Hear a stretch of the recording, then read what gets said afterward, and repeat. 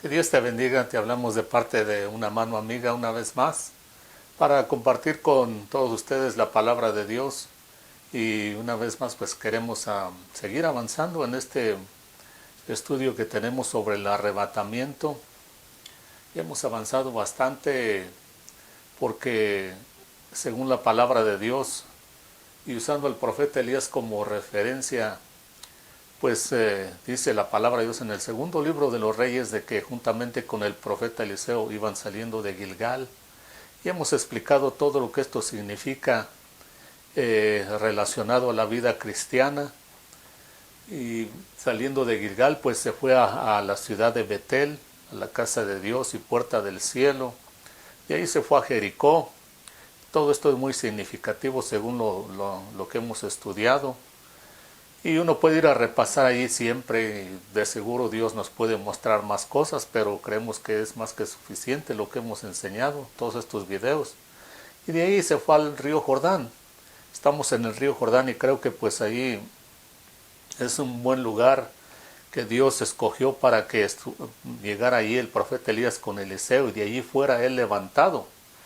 Semejante al arrebatamiento del cual habla el apóstol San Pablo y en el Nuevo Testamento, el Espíritu Santo le reveló esto a los apóstoles, especialmente al apóstol San Pablo y al apóstol San Juan, donde el apóstol San Pablo le habla a los corintios en el capítulo 15, verso 50 y les dice, aquí les voy a mostrar un misterio, dice, no todos dormiremos, pero todos seremos arrebatados en un abrir y cerrar de ojos a la final trompeta, dice, porque se tocará la trompeta y los muertos en Cristo resucitarán primero. Y los que hayamos quedado entonces seremos todos transformados, dice, y así estaremos con el Señor. O sea que esas son las promesas que tenemos y creemos que para este tiempo que vivimos, de acuerdo a lo que nos enseña la palabra de Dios, de acuerdo a las señales que vemos en el capítulo 24 de Mateo, hemos hablado también. Los apóstoles le preguntan al Señor Jesús, ¿y qué señales habrá de tu venida? Y entonces él lo primero que les dice, tengan cuidado de que nadie los engañe. Y uno como ser humano pues esperaría que lo primero que Jesús dijera, bueno, pues va a haber guerras, va a haber terremotos, va a haber señales catastróficas en lo natural. Pero lo primero que Jesús les advierte, dice, tengan cuidado de que nadie los engañe. ¿Por qué? Porque pues lo que más vemos en estos últimos años, especialmente a través de toda esta era cristiana, desde que el Señor Jesucristo vino, murió, resucitó y ascendió al cielo, hasta hoy en día pues hemos visto catástrofes, hemos visto terremotos, hemos visto guerras y rumores de guerras y todo eso va creciendo, se va incrementando. Pero lo que también va creciendo es el engaño. Entre todo lo que Jesús les advierte allí, hablando de no solo de esas catástrofes, sino que también les dice, y muchos profetas falsos profetas se van a levantar, falsos maestros, dice, y a muchos se engañarán. Y entre todo esto que les menciona, les avienta ahí unas palabras que tienen que ser tomadas en cuenta muy seriamente, y les dice, y debido al aumento de la maldad, el amor de muchos se va a enfriar. Y eso no es algo tan sencillo, no es algo de tomarlo a la ligera, porque si el amor, y aquí obviamente le está hablando a gente que conoce a Dios, no está hablando en el mundo en general, sino gente especialmente que conocen a Cristo como Señor y Salvador, porque los únicos que tenemos la habilidad realmente de amar a Dios y al prójimo como las Escrituras mandan, pues es aquella persona que es nacida de nuevo, que no se conforma a una religión, porque ya hemos enseñado de que salir de la religión, salir de aquello que solamente andar dando vueltas sin sentido, es salir de Gilgal y avanzar hacia Betel, que significa casa de Dios y puerta del cielo, la iglesia cristiana que para eso está, donde se enseña la palabra de Dios y que está el Espíritu de Dios también. Entonces cuando Jesús dice que el amor de muchos se va a enfriar, tenemos que tener cuidado de que a nosotros no nos suceda eso. Pero de que va a suceder y de que está sucediendo, así es. Entonces tenemos que ponerle empeño porque Jesús habló también la parábola de las 10 vírgenes en el capítulo 25 del libro de Mateo. Dijo, el reino de los cielos será en aquel entonces como 10 vírgenes que estaban esperando al novio, dice, y todas tenían lámparas. Eran 5 prudentes y 5 insensatas. Dice, las insensatas tenían lámparas, pero no tenían aceite. Las prudentes tenían lámparas juntamente con aceite, con vasijas de aceite. Dice, entonces cuando apareció el novio a la medianoche, dice, se oyó un clamor. He aquí el novio, salgan a recibirle. Y dice que las insensatas, que solamente tenían lámparas, porque lámparas vacías pues no sirven de nada. El aceite se ponía en las lámparas en aquel entonces para alumbrar. Y dando a entender de que, y el aceite pues representa el Espíritu Santo de Dios, dando a entender de que se va a escasear la presencia de Dios, el Espíritu de Dios, y por eso es que también se va a escasear el amor donde muchos se va a enfriar. Y eso pues tenemos que tener cuidado, porque en todas las cartas, si vamos y estudiamos el libro de Revelación, como más adelante vamos a ver más de lleno, hay una cosa que el Señor Jesucristo a todas las iglesias les menciona. Es como una advertencia o como algo que tienen que saber, que tienen que estar conscientes. A todas las iglesias pues les habla ciertas cosas que les ve, ya sean defectos o cualidades. Pero hay una cosa que sí se las menciona a todas. La iglesia de Éfeso hasta la iglesia de Laodicea. Son 7 iglesias que estaban en Asia Menor en aquel entonces, y esas Dios las usó para representar toda la era cristiana desde que Cristo ascendió al cielo hasta que el Señor Jesucristo regrese. Y podemos ver en qué situación, en qué estado moral y espiritual estaba el cristianismo durante todos estos siglos. Y a todas las iglesias el Señor Jesucristo les dice algo.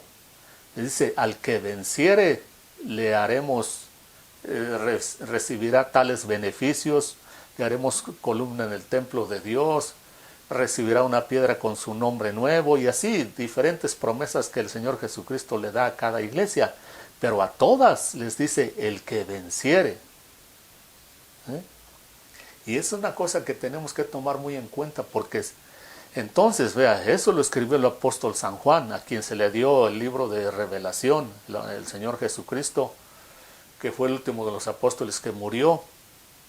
Dios le dio esta revelación, pero él también escribe en sus epístolas de lo que estamos hablando, del anticristo, del espíritu del anticristo, el espíritu de engaño, el espíritu de falsedad, que se levantó desde su tiempo y que conforme han pasado los siglos, pues también se va fortaleciendo, y por eso decimos que conforme nosotros llegamos al río Jordán, que después de ahí un pedacito nomás avanzamos, y viene el arrebatamiento, también las tinieblas van avanzando. También el diablo tiene su plan hecho ahí. En el libro de Tesalonicenses dice que cuyo advenimiento es por obra de Satanás, cuando habla el apóstol San Pablo del anticristo, de la venida del anticristo, con poder y todo tipo de engaño, dice, para los que se pierden. Y también menciona el amor, porque dice, por cuanto no recibieron el amor de la verdad, Dios permite que venga un espíritu de engaño y los engañe totalmente, por cuanto no quisieron recibir el espíritu del amor de la verdad, el mismo espíritu de Dios, o por cuanto lo rechazaron. Entonces es algo que tenemos que tomar muy en cuenta en nuestros días, que tenemos que esforzarnos más que nunca y no enfriarnos, no permitir que ese amor, Jesús está hablando muchas de estas cosas en general, pero solamente porque van a pasar en general no tiene que sucedernos a nosotros, porque por eso el Señor dio esa parábola de las 10 vírgenes. Dice que 5 eran prudentes y 5 eran insensatas. Y uno es el que escoge en qué grupo uno debe de estar, o en qué grupo uno quiere estar. Las 7 iglesias el Señor las usó para representar, pero en una iglesia literal en nuestros días, digamos de 50, de 100 miembros o más, literalmente pueden haber de las 7 iglesias gente representando ahí. ¿verdad? Entonces, y uno escoge cuál quiere ser, si el de la iglesia de la Odisea. Hay gente, en una iglesia podemos encontrar gente que tiene las características de la iglesia de la Odisea, que tiene características de la iglesia de Esmirna, que tiene características de la iglesia de Tiatira, de Filadelfia, y así podemos encontrar de todo, pero uno escoge a qué grupo pertenece.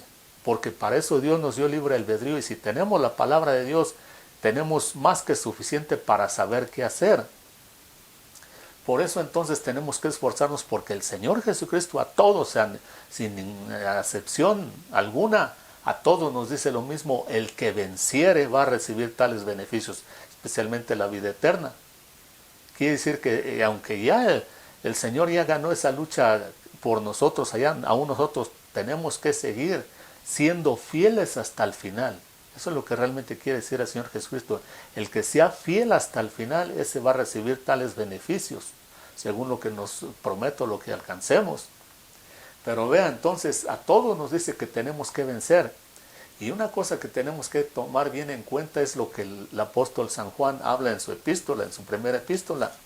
El Señor Jesucristo, que la cual el apóstol San Juan también escribió su evangelio, el evangelio de San Juan. Y en el capítulo 16 y verso 33 escribió y dijo así, palabras de nuestro Señor Jesucristo, dijo: en el mundo ustedes van a tener aflicción, pero confíen en mí, porque yo he vencido al mundo. Entonces ahí tenemos la promesa del Señor Jesucristo para todos nosotros, todos los que ya vivieron antes de nosotros y para nosotros hoy en día y los que vengan después. En el mundo está garantizada la aflicción o los problemas. Las situaciones negativas nos está garantizado, porque es un mundo totalmente torcido y está bajo el maligno, dice el mismo apóstol San Juan también. Pero el Señor Jesucristo nos hace esa promesa y dice: confíen en mí, porque yo he vencido al mundo. Vea cómo dice el Señor: yo he vencido al mundo, no todos. No, aparte del Señor Jesucristo, realmente ningún otro ser humano ha vencido al mundo como Él. Fue tentado en todo y hallado sin pecado. Él venció todo. Y solamente a través de poner nuestra confianza enteramente, 100% en Él, es que nosotros podemos vencer al mundo. Con el mismo Espíritu de Dios que el Señor Jesucristo tenía, por recibir a Cristo como Señor y Salvador, también se nos da a nosotros. En Pentecostés recordamos cuando el apóstol San Pedro se levantó y habló a aquellas personas y les dijo: no es que estemos borrachos, sino que se ha cumplido la promesa que Dios hizo a los profetas, y por eso es que ustedes los oyen a estos hablando en lenguas como las de ustedes. Dice: pero no es que estemos ebrios, sino que se está cumpliendo la promesa de que Dios iba a enviar su Santo Espíritu. Y desde ese entonces para acá, todo creyente que acepte a Cristo toda persona que acepte a Cristo como Señor y Salvador, que nazca de nuevo, tiene derecho al Espíritu Santo de Dios, y por lo tanto puede vencer al mundo con todos sus problemas, con todas sus situaciones, porque el Señor Jesucristo ahí está diciendo claramente: confíen en mí, porque yo he vencido al mundo. Y es exactamente lo que dice el apóstol San Juan en sus epístolas. Entonces después escribe y les explica, por ejemplo, en los versos en el capítulo 1 le habla a los jóvenes y le habla a los padres. En el 1:13 les dice: les escribo a ustedes, padres, porque han guardado la palabra de Dios y son fuertes. Dice: les escribo a ustedes, hijos, dice, porque tienen la palabra de Dios y ustedes han vencido al maligno. Y 2 veces dice: les escribo a ustedes, jóvenes, porque son fuertes, porque guardan la palabra de Dios y han vencido al maligno. O sea, solamente por guardar la palabra de Dios y tener el Espíritu Santo de Dios es la única forma que uno puede vencer al mundo y también al maligno. Pero una cosa es vencer al mundo, otra cosa es vencer al espíritu de anticristo, que desde hace siglos y hace siglos vino y engañó a mucha gente, porque muchas de las religiones, especialmente las más tradicionales y las más fuertes que hay hoy en día, no estaban allí desde que antes que viniera Cristo, sino después que vino Cristo, unos 4, 5, 7, 10, 20, 15 siglos después fue que vinieron a la existencia. Si regresamos a la historia secular, nos vamos a dar cuenta cuándo comenzaron. No estaban allí siempre. Lo que pasa es que vino este espíritu de anticristo, el cual se levantó desde el tiempo del apóstol San Juan y empezó a trabajar, y con el tiempo engañó y muchos apostataron, como el apóstol San Pablo escribió: muchos apostatarán de la fe y apartarán su oído de la verdad, y entonces pues vendrá un espíritu de mentira y los engañará. Una de las características que menciona el apóstol San Pablo en sus epístolas dice que teniendo conciencia entenebrecida, dice, y que dice negarán al Señor que los rescató, y también dice van a prohibir el casarse y de abstenerse de ciertos alimentos. Eso lo podemos ver más que nada en la Iglesia Católica, con el celibato que se lo imponen a los curas. Dice que van a prohibir el casarse, y el apóstol eso lo dijo hace 2000 años, y eso se vino cumpliendo en la Iglesia Católica unos 400, 500 años después. Entonces, a través de la historia podemos ver de lo que la palabra de Dios viene diciendo. Este espíritu de anticristo vino apareciendo y fortaleciéndose hasta que se formaron religiones muy fuertes y grandes como las que vemos hoy en día. Y muchas de estas religiones, si no es que todas, si vamos y las examinamos y examinamos a la gente y a muchos de los que están allí, niegan muchas doctrinas de la palabra de Dios. Y una de las cosas que principalmente niega este espíritu de anticristo, dice que niegan a Jesús. Y el que niega al Hijo niega también al Padre, y el que no tiene al Hijo tampoco tiene al Padre. Y niegan que Jesús vino en carne también, niegan que Jesús es el Cristo. Y entonces cuando se niega todo esto, pues prácticamente se niega toda la palabra de Dios y todo lo que pueda hacer de la palabra de Dios. Y por eso entonces prefieren cambiar la palabra de Dios por tradiciones, por ideas de hombres y por todo aquello. Y si acaso dicen que enseña la palabra de Dios, pues la van a enseñar de acuerdo a sus ideas, porque como niegan todo esto, no hay espíritu de Dios allí para que los guíe a toda verdad. Y cuando no hay espíritu de Dios, no podemos ser guiados a toda verdad, ni tampoco, escuche, ni tampoco somos capaces de aceptar toda la verdad de Dios. Porque hay muchas verdades, como ya hemos dicho antes, en el caso del apóstol San Pedro, cuando Dios lo envió a casa de Cornelio, cuando se abrió las puertas del reino a los gentiles, lo abrió este centurión, era un centurión romano. El apóstol San Pedro tuvo que ir a hablarle y no quería ir, se oponía, y eso que ya había nacido de nuevo, ya había hablado allá en Pentecostés, ya se habían convertido muchas personas por su predicación, y aún así se resistía. ¿Por qué? Porque Cornelio era un gentil, y él jamás había entrado a la casa de un gentil, mucho menos a hablarle de Dios. Y por eso cuando llega a casa de Cornelio le dice, tú sabes que para nosotros los judíos es una abominación venir a casa de ustedes. Ni siquiera llegó amablemente a presentarse, bueno Dios, sino que llega hasta cierto punto hasta ofendiendo, porque era una verdad que para él no era nada de fácil comérsela. Y así, muchas verdades de la palabra de Dios. Mire, si habláramos del diezmo, mucha gente no puede comerse esa verdad. Incluso mucha gente cristiana, nacida de nuevo, que se la pasa en la iglesia tiene en la iglesia tal vez décadas, no pueden comerse esa verdad. Cuando se habla de dinero, no puede mucha gente comerse esa verdad. Tienen problemas con Dios con eso. Y así podemos ir sucesivamente hablando de muchas otras cosas. Y sin espíritu de Dios, para que nos convenza y nos diga lo que te están hablando es la verdad y te conviene que lo aceptes, si no lo tenemos, acabamos rechazando todo, negando todo. Y negando incluso, así como está sucediendo entre el mismo cristianismo, que Jesús es el Cristo, que vino en carne, que nació de una virgen, porque así tenía que ser. Y si negamos al Hijo, tampoco tenemos al Padre. Estamos perdidos.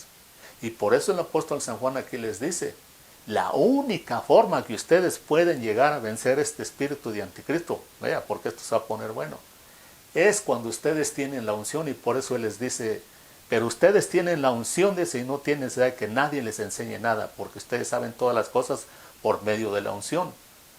Entonces, cuando una persona viene y nos habla, nos predica, nos enseña, la unción, o sea, este Espíritu Santo de Dios nos enseña. Y entre más fuerte tengamos esa relación con Cristo, más fácil nos enseña y nos hace ver y entender, te están diciendo la verdad o no te están diciendo la verdad. Esto viene de Dios, esto no viene de Dios, esto te conviene, esto no te conviene. Porque Él nos dijo, Jesús, que nos iba a guiar a toda verdad. Si cualquier cosa que oigamos en este mundo, especialmente predicadores, gente que viene y nos habla de Dios, esa unción nos va a hacer sentir y nos va a enseñar si viene de Dios o no. Por eso el apóstol le dice ahí a los jóvenes, que podemos decir que hoy en día desafortunadamente la juventud es lo más perdido que existe en cuanto a seres humanos, lo más desviado. Pero acá el apóstol les dice, pues ustedes por guardar la palabra de Dios, jóvenes, son fuertes. Y la unción que está en ustedes, y con eso han vencido al maligno. Entonces la palabra de Dios dice en el capítulo 5, el apóstol San Juan habla y dice, ¿quién es el que cree que Jesús es el Cristo? Dice, voy a leer en el capítulo 5, desde el verso 1, dice, todo aquel que cree que Jesús es el Cristo es nacido de Dios, y todo aquel que ama al que engendró, ama también al que ha sido engendrado. En esto conocemos que amamos a los hijos de Dios cuando amamos a Dios y guardamos sus mandamientos. Pues este es el amor de Dios, que guardemos sus mandamientos no son gravosos. Lo que está diciendo el apóstol, que cuando somos nacidos de nuevo y tenemos el Espíritu de Dios, amamos a los hermanos, a la gente, y guardamos sus mandamientos. Y sus mandamientos, acuérdese que todo lo que depende de la ley, todo lo que era la ley se resumía en amarás a Dios como sobre todas las cosas y a tu prójimo como a ti mismo. Eso es guardar todos los mandamientos de Dios, y amamos al prójimo y a Dios. Dice, pues este es el amor de Dios, que guardemos sus mandamientos. Sus mandamientos, por eso dice que cuando tenemos el Espíritu de Dios no son gravosos guardar los mandamientos de la palabra de Dios. Dice, porque todo aquel que es nacido de Dios vence al mundo. Y esta es la victoria que ha vencido al mundo, nuestra fe. ¿Quién es el que vence al mundo? Sino el que cree que Jesús es el Hijo de Dios. Aquí está lo que dice el Señor Jesucristo en Juan 6, 16, 33. Confíen en mí porque yo he vencido al mundo, y el que es nacido de nuevo y tiene esta unción, tiene el Espíritu de Dios, vence al mundo porque es capaz de guardar los mandamientos de Dios. No por sí mismo, porque si fuera por nosotros mismos no hubiera habido necesidad de que Cristo viniera, sino porque tenemos el Espíritu de Dios, y entre más llenos estemos de ese Espíritu de Dios, mucho más fácil es guardar los mandamientos de Dios. Y toda la ley se resume en amar a Dios con todo el corazón, con toda la mente, y al prójimo como a uno mismo. Eso es lo que está hablando ahí el apóstol San Juan. Entonces aquí dice que solamente esos son capaces de vencer al mundo. Pero también una cosa es vencer al mundo y otra cosa es vencer al espíritu del anticristo. Allá por eso en el capítulo 4 también vamos a leer donde el apóstol les habla y les dice, capítulo 4 les dice, amados, no creáis a todo espíritu, sino probad los espíritus si son de Dios, porque muchos falsos profetas han salido por el mundo. En esto conoced el Espíritu de Dios. Todo espíritu que confiesa que Jesucristo ha venido en carne es de Dios. Y todo espíritu que no confiesa que Jesucristo ha venido en carne no es de Dios. Y este es el espíritu del anticristo, el cual vosotros habéis oído que viene y que ahora ya está en el mundo. Dice, hijitos, vosotros sois de Dios y los habéis vencido, porque mayor es el que está en ustedes que el que está en el mundo. Entonces, vea, para vencer al mundo solamente con sus problemas y sus situaciones que, como por así decirlo, que son materiales, relacionado al mundo material, físico, naciendo de nuevo, teniendo el Espíritu de Dios y guardando los mandamientos, guardando la palabra de Dios. Pero para vencer al espíritu del anticristo tenemos que tener una unción todo el tiempo, porque si nosotros nos descuidamos y llegamos a ser personas frías, indiferentes, así como la iglesia de la Odisea. La iglesia de la Odisea, ese es el problema gravísimo de esa iglesia. Porque dice, bueno, yo me he enriquecido, de nada tengo necesidad. El Señor Jesucristo, hablando de esa iglesia de la Odisea, le dice eso. Dice, pero tú no te puedes dar cuenta de que eres un ciego, un pobre, un desnudo, un desventurado. Pero ellos, como tienen cosas materiales, siendo una iglesia y gente cristiana, pero que es tibia, Señor Jesucristo le dice, porque ustedes son unos tibios, ni están adentro ni están afuera, y como han progresado, de acuerdo a lo que dice ahí la Escritura, materialmente, eso les hace creer que está todo bien. Entonces, hasta cierto punto, esa gente han vencido porque han vencido problemas de este mundo. Pero el espíritu de anticristo los tiene bien engañados porque les hace creer. Pero ese es el problema con las cosas materiales. Si una persona que se conforma a vivir así, normalmente se va a convertir en una persona solamente religiosa y materialista. Pero el espíritu de anticristo, como no hay suficiente o no hay nada de unción allí, nada de espíritu de Dios, fácilmente son engañados. Vea lo que el Señor le dice a todas las iglesias: el que venciere va a recibir la vida eterna y beneficios aparte de lo que Él, según le promete a cada iglesia, el que venciere. Y nosotros, mientras estamos en este tiempo de gracia, podemos tener esa habilidad de vencer al mundo y de vencer ese espíritu de anticristo y de vencer a aquellos que traen ese espíritu de anticristo, porque él lo dice que mayor es el que está en nosotros que el que está en el mundo. Pero vea, hay que tener mucho cuidado y poner mucho empeño en estos últimos días, porque ahorita estamos como Elías en el río Jordán, y en el río Jordán estamos bien, y ahí no nos vamos a mover hasta que el Señor nos levante. En el río Jordán todo está bien, porque hay agua ahí, y donde hay agua hay vida. Ahí están los pastizales de los que hablamos cuando Lot se dirigió a Sodoma y Gomorra. Ahí hay economía buena, si alguien fuera a hablar de economía, porque hay pastos verdes, y hay comida para las ovejas, para los ganados. Allí han pasado muchos profetas de poder. Ahí está Juan el Bautista bautizando. Allí también llega gente religiosa y gente de este mundo que llegan a practicar sus ritos religiosos como el bautismo, pero no duran, se van a seguir su vida cotidiana. Solamente los que quieren ser arrebatados van a llegar hasta el Jordán y van a permanecer ahí, pero ahí estamos bien mientras Dios nos levanta. Ahí está el profeta Elías. Allí fue revelado el Dios omnipotente en toda su plenitud, el Padre, el Hijo y el Espíritu Santo. Ahí estamos bien en el río Jordán. Ahí podemos sobrevivir hasta que Dios nos levante, pero mientras tenemos que prepararnos para no ser engañados. Y esta unción de la que estamos hablando está disponible ahí hasta el día del rapto solamente. El día que el Señor rapte a la iglesia, esas vírgenes insensatas que solamente tenían lámparas, que tenían conocimiento de la palabra de Dios, pero no tenían unción, no tenían espíritu de Dios, fueron engañadas por este espíritu de anticristo porque se confiaron. Y una vez suceda este arrebatamiento, ya no va a haber más esta unción, ya no va a haber más este espíritu de gracia que Dios nos mandó desde Pentecostés hasta que Cristo venga a levantar su iglesia. Ya no va a estar allí. Entonces escuche bien. Por eso es que en el libro de Apocalipsis, en el capítulo 6, cuando Jesús abre los sellos, el primer sello que abre dice: y vi un caballo blanco, y al que lo montaba se le dio una corona y un arco. Dice, un caballo blanco como simbolismo de paz, pero es pura apariencia. Sí, y pues el que lo montaba es el anticristo, dice. Y vea lo primero que dice la palabra de Dios de este individuo cuando aparece, dice: y se le concedió, dice, y entró venciendo y para vencer. Es lo primero que dice este anticristo.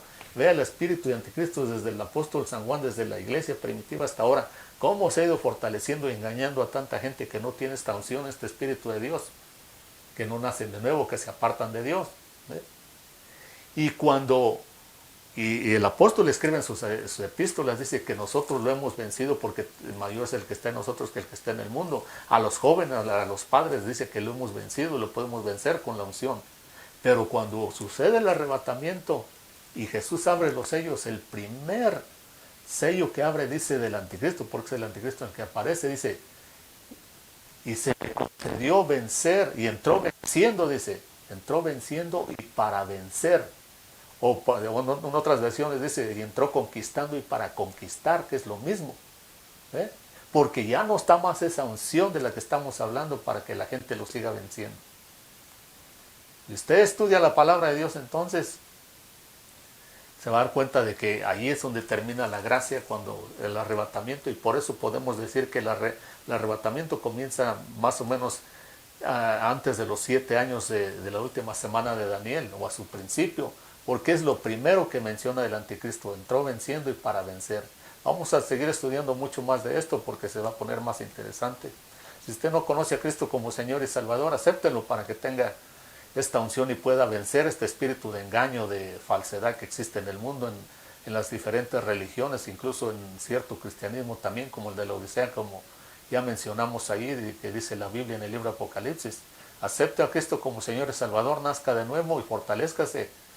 Y arrímese al río Jordán para que estemos preparados y no seamos engañados. Ahí vamos a dejar esta oración si usted la quiere repetir y aceptar a Cristo. Y de los que ya conocemos a Dios, pues hay que fortalecernos en la fe para seguir avanzando. Que Dios los bendiga y hasta la próxima.